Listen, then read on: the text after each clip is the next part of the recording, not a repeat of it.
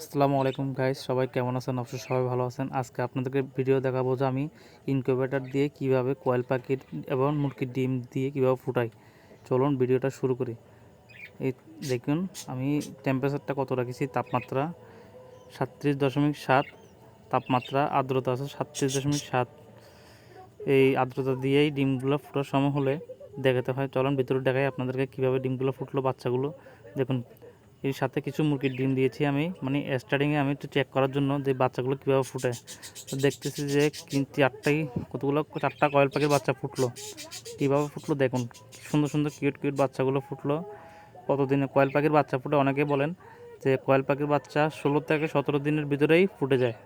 শুরু থেকে 16 দিন থেকে 17 দিনের মাঝেই ফুটে। এই ডিমগুলো আপনার বীজ ডিম দিতে হবে, ভালো কোয়ালিটির ডিম দিতে হবে।